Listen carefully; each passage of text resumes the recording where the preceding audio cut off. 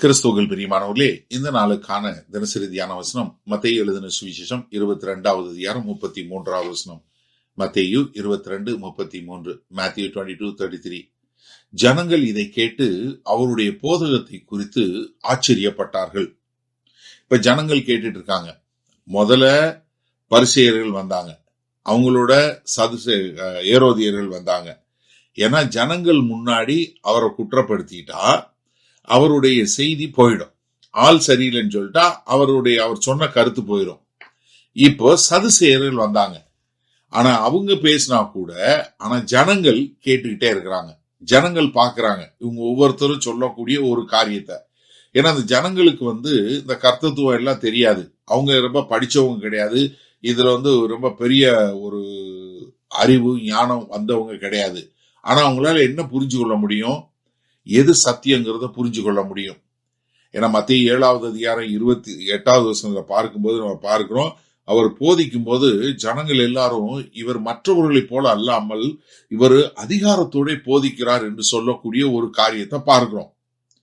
இவங்க எல்லாம் பார்த்துட்டு என்ன இருக்கிறாங்க, ஜனங்கள் இதை கேட்டு ஆச்சரியப்படுறாங்க. அதாவது அவங்களால நம்ப முடியல. அவங்களுக்கு இது ஒரு பெரிய ஒரு இதா இருக்கு. ஏன்னா நம்ம சொல்லுவோம் இல்லையா, ஸ்டன் ஆயிட்டாங்கன்னு சொல்லுவோம் இல்லையா, அப்படி ஒரு காரியம். ஏன்னா இந்த கேட்கக்கூடிய கேள்விய அவங்க என்ன நினைச்சு கேட்டாங்க, அவங்களுக்கு தான் இந்த தோரா என்று சொல்லக்கூடிய முதல் 5 புஸ்தகங்கள் ஆதியாகமம் டு உபாகமம் எல்லாம் தெரியும். அவங்க தான் தேவனுடைய வல்லமையை பெற்றவர்கள் என்று சொல்லக்கூடிய ஒரு காரியத்துல இருந்தாங்க.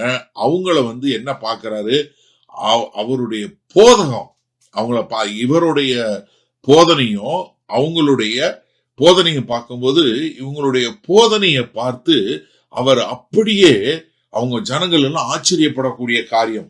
ஆனா என்ன தெரிஞ்சு கொள்ளுங்க, போதனைய பார்த்தாங்க, ஆளை பார்க்கல. இதை நல்லா புரிஞ்சு கொள்ளுங்க. பெர்சனாலிட்டி கிடையாது. ஏன்னா இன்றைக்கு நாம் தவறுதலாக பெர்சனாலிட்டி பின்னாடி போகக்கூடிய ஒரு காரியமா இருக்கிறோம். ஏன்னா இப்ப இந்த ஜனங்கள் அவர் அவர்கிட்ட அப்படி ஒரு கரிஷ்மா இருந்துச்சுனே, ஆனா அவர் அந்த மாதிரி நல்லா பேசினாரு, அவர் நல்லா ஆர்கியூ பண்ணக்கூடியவரா இருந்தா, ரொம்ப கிளவரா பேசினாரு. இல்ல இல்ல இல்ல இல்ல இல்ல நல்லா புரிஞ்சு கொள்ளுங்க. அவர் உயிர் தழுதல் சொன்ன கருத்து, தேவனுடைய வல்லமை, வேத வசனத்தின் மேல் உள்ள அதிகாரம், வரப்போகிற காரியங்கள், கர்த்தருடைய உடன்படிக்கையினுடைய உண்மை தன்மை, இதெல்லாம் அவர் சொல்லும் போது மிக தெளிவாக அதிகாரம் உள்ளவராய் வல்லமை உள்ளவராய் அவர் சொன்னதை பார்த்து அந்த ஜனங்கள் எல்லாரும் ஆச்சரியப்படக்கூடிய ஒரு காரியம். யோவான் 6வது அதிகாரம் 68வது வசனத்துல 67வது வசனத்துல கர்த்தர் கேட்கிறார், நீங்களும் போக மனதாய் இருக்கிறீர்களா? அப்ப பேதுரு என்ன சொல்றாரு, ஆண்டவரே நாங்க யார்கிட்ட போவோம், உம்மிடம் தானே ஜீவனுள்ள நித்திய வார்த்தைகள் உண்டு என்று சொல்லக்கூடிய ஒரு காரியம். ஏன்னா கர்த்தருடைய கர்த்தத்துவத்தை கேட்கும் போது ஒரு தூங்கிக்கிட்டு இருக்க மனுஷனுடைய இருதயத்தையும் தட்டி எழுப்பக்கூடிய ஒரு காரியத்தை நம்ம அங்க பார்க்கிறோம். ஏன்னா அந்த மக்கள் அப்படியே ஒரு ஆச்சரியப்படக்கூடிய ஒரு காரியத்தை செய்யக்கூடியதா. சரி, இந்த நாள்ல இந்த வசனத்தை நம்ம எப்படி எடுத்துக்கொள்வது? அதாவது ஒரு சாதாரண மக்களும் தேவனுடைய சத்தியத்தை ஆழமாக புரிந்து கொள்ளக்கூடிய காரியத்தை கர்த்தர் மிக எளிதாக போதித்தார். அப்ப எனக்கு அருமையானவர்களே, நீங்க இன்றைக்கு போதனைக்கு பின் செல்கிறீர்களா இல்ல போதிக்கிறவர்கள் பின்பு செல்கிறீர்களா? இது ரொம்ப ஒரு சின்ன சாதாரண மாதிரி கேள்வி மாதிரி தான் தோணும். ஆனா கொஞ்சம் யோசிச்சு பாருங்க. இன்னைக்கு ஒருத்தர் நல்லா இருக்கிறாரு, அழகா இருக்கிறாரு, அவர்கிட்ட ஒரு தேஜஸ் இருக்கு, அவர்கிட்ட ஒரு கரிஷ்மா இருக்குன்னு ஒரு ஆள் பின்னாடி போகக்கூடிய கூட்டம் நிறைய இருக்கு. அது அரசியலா இருக்கட்டும், ஒரு சினிமாவா இருக்கட்டும். ஏன்னா இன்றைக்கு தமிழ் ஜனங்கள் மத்தியில இந்த சினிமா மோகம் என்பது தலை விரித்து ஆடக்கூடியதாக இருக்கிறது. ஏன்னா நிறைய நேரங்கள்ல நம்ம பார்த்தோம்னா இந்த ஒரு கலாச்சாரமா நீங்க பாருங்களேன், நிறைய சினிமால இருந்து வரக்கூடிய ஒரு கதாநாயகர்களை ஒரு தலைவனாக மாற்றக்கூடிய ஒரு பெரிய கொடுமையான காரியம் தமிழ் சமுதாயத்தில் நடந்துட்டு இருக்கு.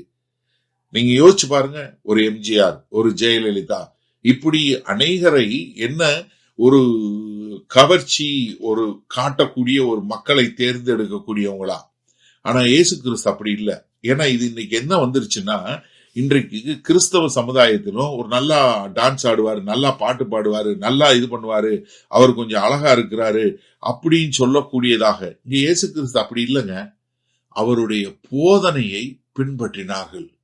அந்த போதனையை பார்த்து தான் அவங்க வாயடைத்து போனார்கள். ஒருத்தர் இந்த மாதிரி பேசலையே, ஒருத்தர் இது சொல்லலையே அப்படின்னு சொல்லக்கூடியதாக.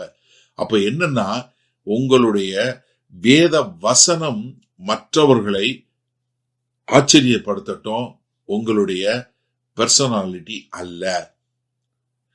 வல்லபிதாவே, இந்த செய்தியை கேட்டுக்கொண்டிருக்கிற ஒவ்வொருவரும் போதகத்தையும் அதனுடைய சத்தியத்தையும் அறிந்து கொண்டு அதை பின்பற்றுகிறவர்களாய் இருக்கட்டும். ஆண்டவரே, போதிக்கிறவர்களையோ போதனை செய்கிறவர்களுடைய பர்சனாலிட்டியை பின்பற்றாதபடி போதனையை மாத்திரம் பின்பற்றி வாழ நாங்கள் ஒப்புக் கொடுக்கிறோம்.